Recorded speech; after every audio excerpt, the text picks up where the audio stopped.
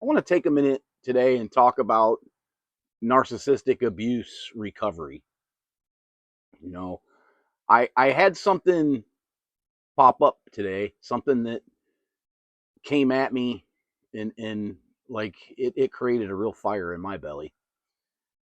Um, if you've been in my channel before, you know that I suffered that abuse myself, but and I'm out of it. But I have a somebody who's relatively close to me that's going through it right now. Well, he's not going through the recovery. He's still in the relationship. And I find it very hard um, sometimes to bite my tongue and not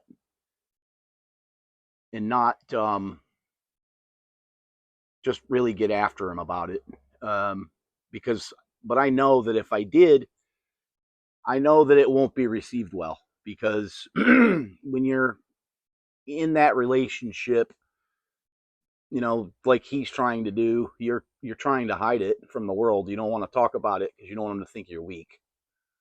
But on top of that, you don't really fully understand what you're even in. Um, you have an understanding of it, but you don't understand the whole thing. So you're still walking around on eggshells, and you're letting that person control your time, and you're letting them beat you up and tell you what to think, and you're letting them, well, all the things that come with it, all the, that you're never right, and they always are, and anything that you may say is going to be turned around in a way that you never intended it. So he's living that right now, and it was evident, and it's been evident to me for a while. And he knows that I've told him about my own stuff, but thinking maybe that would help him, but he doesn't take the hint. Anyways,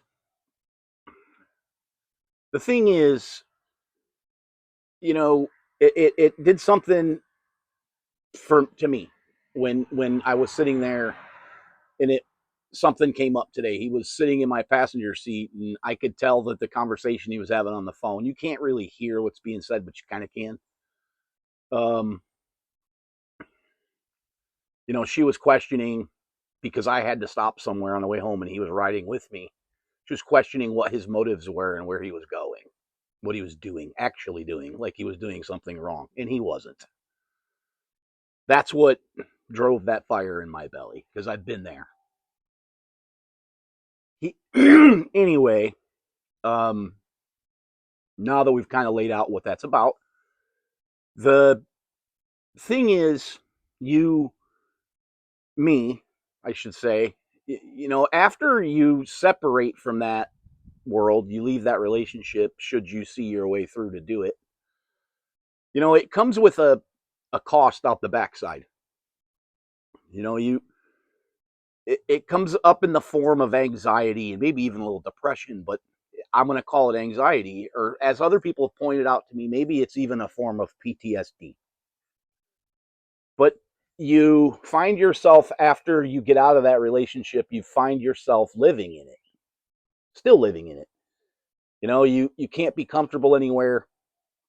You can't um, you can't really enjoy doing anything, and all you seem to want to do is go home, climb back into your own little shell, you know, your bubble. And it always feels like you're out of place. And it always just, at the end of the day, you just feel like you can't enjoy anything anymore. That's been a very real thing for me. And that's why that was triggered today while watching this go down with him. And um, it actually, the reason why I'm even saying this is I had yesterday, the day before yesterday, I live in southeast Georgia and close to Savannah, and I went to River Street in Savannah, which the tourist hotspot, and spent the day yesterday, which was out of my comfort zone, the exact one that we're talking about here, and it went great. And actually, was making a video on that today. Um, I did make a video on that today, and that was going to be my regular scheduled upload today. But this happened. So I'm going to upload this one instead today. And I'm sorry to get rambly on that. I just wanted to point out that it really drove me to kind of get into this, the recovery thing. And you see all kinds of stuff. You see all these other people going through it. There's millions of people going through this, men and women. And some of them are still in the relationship, some of them are out of it, some of them are way out of it but still living in it. And it's hard. It's very hard. But it at the end of the day, trying to find your way out of the mentality that comes out the backside of it is the key. That should be the focus. From the very second that you leave that relationship, you have to focus. You have to focus on yourself. And when I say that, that means coming to terms with all that has been, all of it, the way you were treated, the how you feel about it, the things that you question in your own mind now that you know aren't even true. And then at the same time, you have to try to start putting yourself back out there in an unbiased and non-bitter way. You know, first, a lot of times when you leave these relationships, you're very bitter.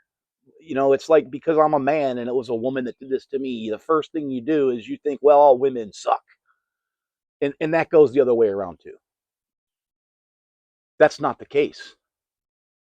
The case of what really sucks, it's in here. That's what sucks. What that person did to you was terrible, unforgivable, maybe. I mean, you have to forgive it. You don't have to forget, but you do have to forgive it. You you have to not lose sight of yourself afterwards.